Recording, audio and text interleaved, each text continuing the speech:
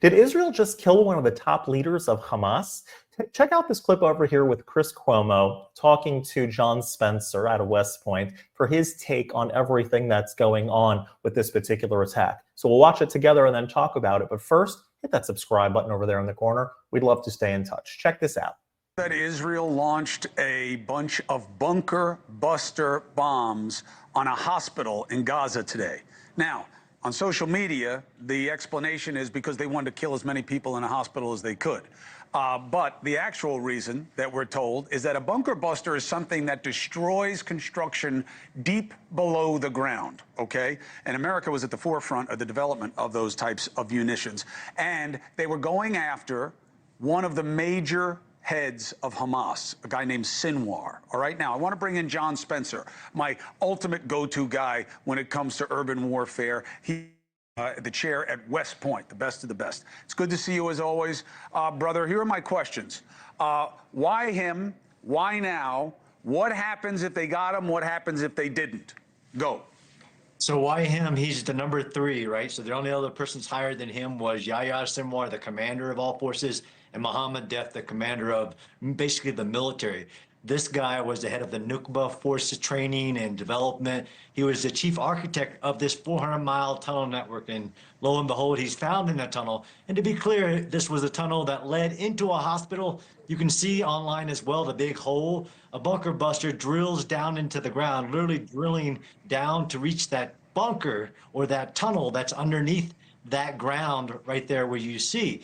If it is him, it is a significant blow to what was Hamas and the will to continue their strategy. He was the ultimate of these top 3 figures, but also all the experience, all the connections, all the motivation to, you can get new fighters and new commanders. You can't get those decades of experience. Does that mean the war's over? No. The IDF are currently staged to launch a mission, after Trump leaves the Middle East. We'll see if that operation goes forward. And they're actually doing what they haven't been allowed to do thus far, which is creating an area in the south of Gaza to move everybody into, to get the civilians away from Hamas.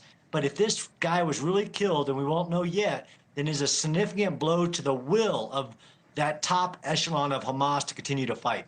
Of course, now we have to wait for the retaliation, but that's just the order of the day in Israel anyway. They're always waiting because they're surrounded by enemies. John Spencer, I appreciate your perspective as always. Thank you very much for doing it for me.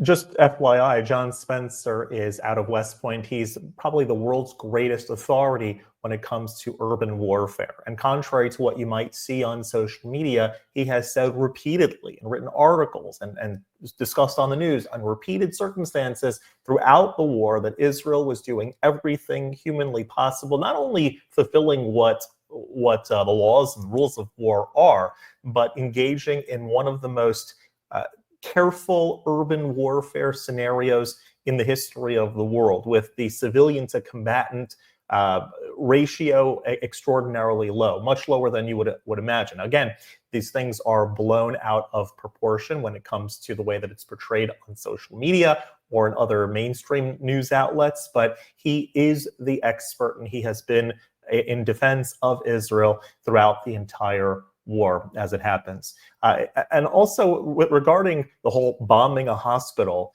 don't forget that if a building says hospital on it, but everyone in there is combatants, and there's artillery, and there's guns being fired at you, and there's bombs being housed in the basement, well, that's no longer a hospital anymore. And so the IDF needs to get rid of all of the Hamas leadership, needs to completely dismantle and cripple Hamas, that it cannot have power in that region anymore, because Hamas has said that as soon as it gets the opportunity, it's going to perpetuate more October 7th attacks as soon as it gets the chance to do so. And so Israel needs to make sure that Hamas is paralyzed, is dismantled, is surrendered, and not in charge of that region anymore. And then we can think of what steps are going to be afterwards for that particular area. So Hamas needs to be destroyed, the hostages need to be returned, and God willing, the war will be over very soon. If you like this content overall, hit that subscribe button over there in the corner. We'd love to stay in touch. Take care.